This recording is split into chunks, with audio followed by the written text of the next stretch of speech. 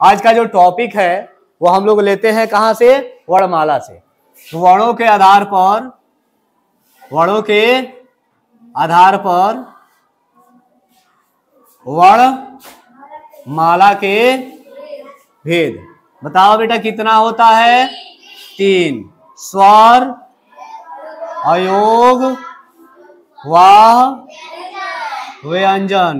किसी को दिक्कत नहीं ना? आगे वर्णमाला के भेद। किसके? वर्णमाला के भेद कितने?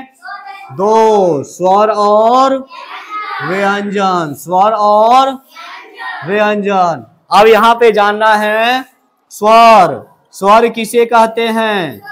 स्वतंत्र रूप से बोले जाने वाले वर्ण या अक्षर को। Very good. स्वतंत्र रूप से बोले जाने वाले वर्णों को स्वर कहते हैं। जब छोटी छोटी होंगे ना, छोटी 4 साल 5 साल का, तो गए होंगे तो नर्सरी में KG LKG में नाम लिखाया होगा, लिखाया गया ना। तो उसमें क्या आता है? अ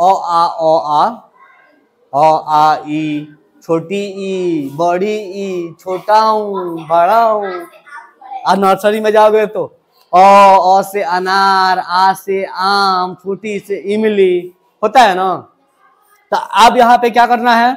अब इसी को जानना है कि अ से अनार और आ से आम नहीं होता। इसको आप स्वर क्या कहते हैं? स्वर कहते हैं। इसको क्या कहते हैं? स्वर कहते हैं। आप नर्सरी के किताब में देखोगे तो लिखा जाएगा जिसके पास ऐसे वर्ण जिसके पास अपनी मात्राएं होती हैं। तो जिसके पास मात्रा होती है, किसके पास मात्रा होती है? स्वर के पास होती है। क्या व्यंजन के पास मात्रा होती है? नहीं होती है। तो ये हो गए स्वर। अब ये स्वर के प्रकार कितने होते हैं? तो स्वर के प्रकार के बारे में चलते हैं। तो स्वर के कितने प्रकार हो गए हैं? 3। तीनों का नाम बता दो बेटा। बहुत बढ़िया, बहुत बढ़िया। क्या है? स्वर के भेद, या इसी को क्या कहते हैं? प्रकार। अब स्वर के प्रकार में पहला प्रकार क्या आता है? हर्स्व। हर्स्व का और कोई नाम? लघु। और लघु का और मूल। आई मूल है क्या? 4 हैं। अ, ई नहीं बेटा, उ और री। और दूसरा प्रकार दीर्घ। दीर्घ मीन्स बड़ा। इसी को कहते हैं संधि स्वर भी कहते हैं। इसमें आ जाए तो आ, ई, उ, ए, ओ, औ। क्या हो गया? 7। तीसरा आ जाए तो पलुप्त स्वर। पलुप्त स्वर किस प्रकार से उपयोग किया जाता है? तो दूर से पुकारने के लिए, किसी को दूर से पुकारने के लिए। कोई इसका स्वर नहीं होता, लेकिन पहचानने के लिए क्या लिखा जाता है? हिंदी का 3 लिख दिया जाता है, हिंदी के 3 के जैसा लिख दिया जाता है। तो ये क्या हो जाता है? पलुप्त स्वर। अब तीनों के परिभाषा में हम पहले परिभाषा की चर्चा करते हैं। हर्स्व स्वर। तो हर्ष स्वर में क्या हो जाएगा? हर्स्व का मतलब क्या होता है? पहला है कि हर्स्व का अर्थ जानिए। हर्स्व का अर्थ। हर्स्व का अर्थ क्या होता है? छोटा या कम। छोटा या कम। अब जिन स्वरों के उच्चारण में कम समय लगता है उसे ह्रस्व, लघु या मूल स्वर कहते हैं। इनकी संख्या 4 होती है। इनकी संख्या 4 होती है, औ, ई, उ और री। समझ में आया? आगे चले। अगला हमारा क्या है? दीर्घ स्वर संधि। दीर्घ स्वर संधि, संधि नहीं, संधि और बढ़िया है भैया, बहुत बड़ा चैप्टर है, वो खुद ही चैप्टर है। लेकिन संधि समझने के लिए वर्ण विचार समझना होगा। जब वर्णों को तोड़ने आएगा तभी संधि आएगा, इसीलिए इसे कहा जाता है संधि स्वर। दीर्घ स्वर संधि में इसका उपयोग किया जाता है। तो ये क्या है? दीर्घ स्वर या संधि स्वर। दीर्घ का मतलब क्या होता है? तो दीर्घ का जो अर्थ होता है, दीर्घ का अर्थ होता है, वो होता है बड़ा या अधिक, बड़ा या अधिक। अब ये दीर्घ स्वर कहते हैं जिन स्वरों के उच्चारण में, जिन स्वरों के उच्चारण में हर्ष से दो गुना अधिक समय लगता है, अधिक समय लगता है, उसे दीर्घ या संधि स्वर कहते हैं। अब संधि स्वर में इसकी संख्या कितनी होती है? तो इनकी संख्या 7 होती है। कितनी होती है? 7 होती है। कौन? आ, ई, उ, ए, ओ, औ। समझ में आया? कोई दिक्कत? आगे चले। तीसरा जो स्वर है वो क्या है? प्रलुप्त स्वर। क्या है? प्रलुप्त स्वर। प्रलुप्त स्वर क्या होता है? तो किसी को दूर से पुकारने के अर्थ में प्रलुप्त का उपयोग किया जाता है। जैसे कोई मंत्र पढ़ना हो, जैसे ओम,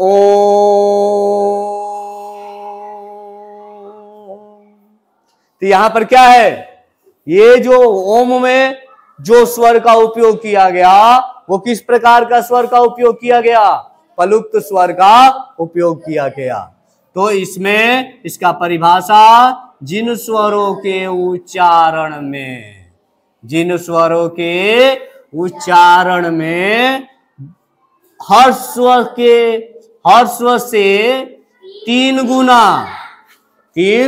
गुना तथा दीर्घ से 2 गुना समय लगता है, उसे हम क्या कहते हैं? उसे प्रलुप्त स्वर कहते हैं। स्वर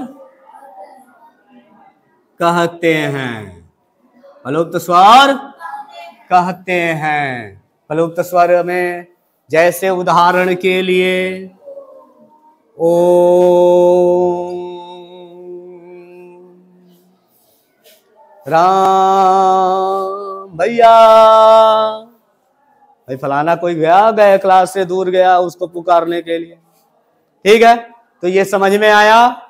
अब अगला जो टॉपिक है वो है बेटा मात्राएं। क्या है?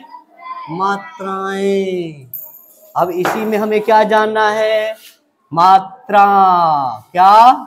मात्रा क्या होता है? तो स्वर जब व्यंजन से जुड़ते हैं तो उनका रूप बदल जाता है, और बदला हुआ रूप ही क्या कहलाता है? मात्रा कहलाता है। स्वर जब व्यंजन से जुड़ते हैं तो उनका रूप बदल जाता है, और बदला हुआ रूप ही मात्रा कहलाता है। अब जैसे किताबीय तरीके से देखें तो जब कोई स्वर किसी व्यंजन से पहले आता है, जब कोई स्वर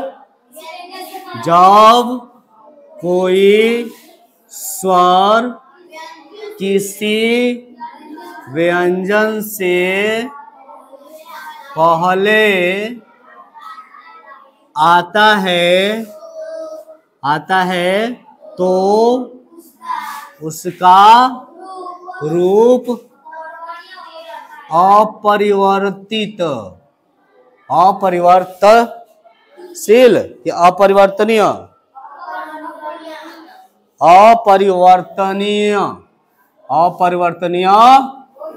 होता है। अपरिवर्तनीय का मतलब नहीं बदलता। जब कह रहा है जब कोई स्वर किसी व्यंजन से पहले आता है, जैसे बेटा आम, म क्या है? व्यंजन है। आ क्या है? आदमी।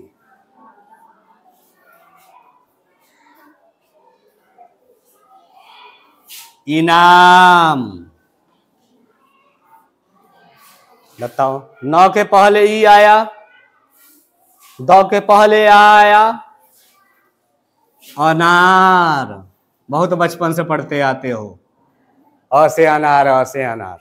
तो अनार को भी ले लो। अनार आया तो अनार क्या है? न से पहले आया। देखो स्वर का कोई रूप बदला, लेकिन अब बदलेगा। जैसे मोहन, सुमित। अब यहां पे देखो, ये क्या है? म के बाद क्या आया है? स्वर आया है। लेकिन अब म को हम ऐसे तो नहीं लिखे, म ओ ह न, नहीं लिखे। अब ये ओ क्या हो गया? बदल गया। ये अपना रूप बदल लिया। जब चोर चोरी करता है तो रूप क्या करता है? बदल लेता है। बदल लेता है ना। तो वैसी तरीके से जादू मंत्र जादू, ये भी क्या हो गया? ऐसे तो नहीं लिखा जाएगा। सु म मी त लिखा जाएगा।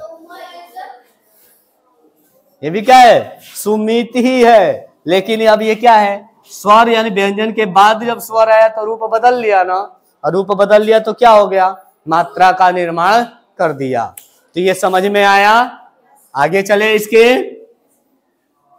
ये चीजें यही कह रहा है कि रूप क्या होता है? अपरिवर्तनीय होता है जब व्यंजन से पहले कोई स्वर आता है तब। लेकिन उसका रूप अपरिवर्तनीय होता है, परंतु क्या है? परंतु, किंतु और परंतु। परंतु व्यंजन के बाद आने वाले, परंतु व्यंजन के बाद, भैया बाद आने वाले स्वर का रूप बदल जाता है और बदल जाता है। इस बदले हुए रूप को मात्रा कहते हैं। क्या कहते हैं? मात्रा कहते हैं। अब सभी के मात्राएं होती हैं। अब मात्राएं कितनी होती हैं? मात्रा की संख्या कितनी है? मात्रा की संख्या बताइए। 12। कितनी? 12। किसकी मात्रा नहीं है? अ की मात्रा नहीं होती। किसकी नहीं होती? अ की नहीं होती। और यही मात्रा क्या बनाती है? 12 खड़ी, पारंपरिक 12 खड़ी का निर्माण करती है, जिससे हम शब्दों को पढ़ पाते हैं। क का की कु के कै को कौ कंक, ख खा खी खू खे खे खो खो खंख। ये क्या है? 12 खड़ी। यहां पे उच्चारण किस तरीके से किया गया, अब ये इंपॉर्टेंट है। कहा क्या गया? क का, क का, क का, का, किसमें अधिक समय लगा? का क्या हो गया? दीर्घ हो गया।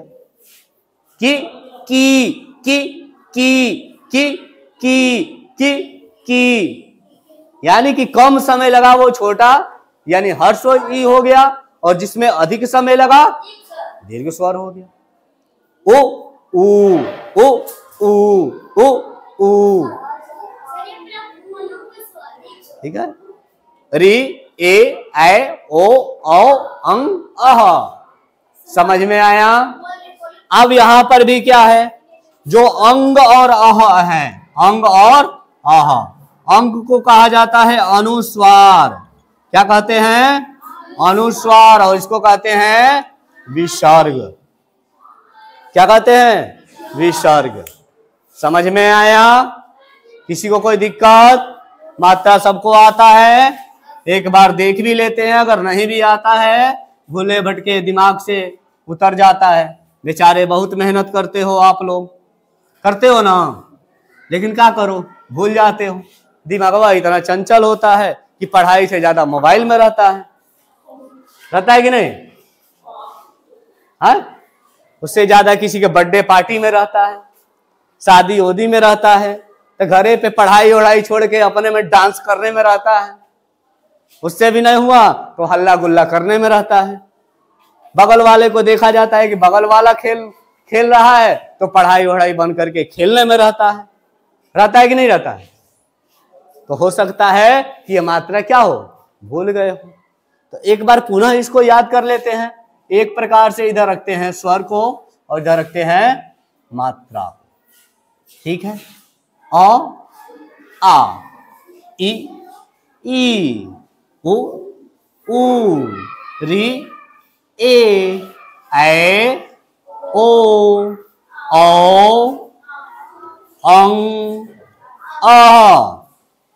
अब इसमें अ का मात्रा होता है, क्यों? क्योंकि आ जो होता है ना सभी व्यंजन में छुपा होता है।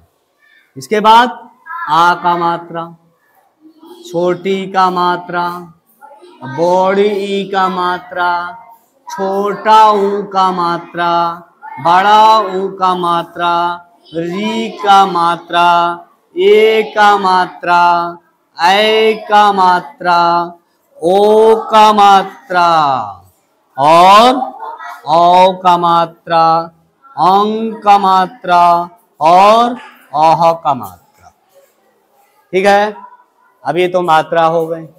अब सब में तो मात्रा लगा लेते हैं, लेकिन बेटा अब बताओ र में मात्रा लगाना है। किसमें मात्रा लगाना है? र में मात्रा लगाना है। तो र में मात्रा कैसे लगाएंगे? र में मात्रा लगाना है तो र में मात्रा कैसे लगाएंगे ये देखेंगे अगले क्लास में, जिसमें आपको अच्छे से पढ़ के भी आना है, बुक को देख के आना है, समझ के आना है कि र में छोटाऊ और बड़ाऊ के मात्रा में अंतर किस प्रकार से होता है। फिर मिलेंगे नेक्स्ट क्लास में मात्रा से, यानी कि र के मात्रा को देखते हुए कि र में ऊ का मात्रा किस प्रकार से लगता है। सबकी यादें भुलाए रे, चिड़िया उड़ गई।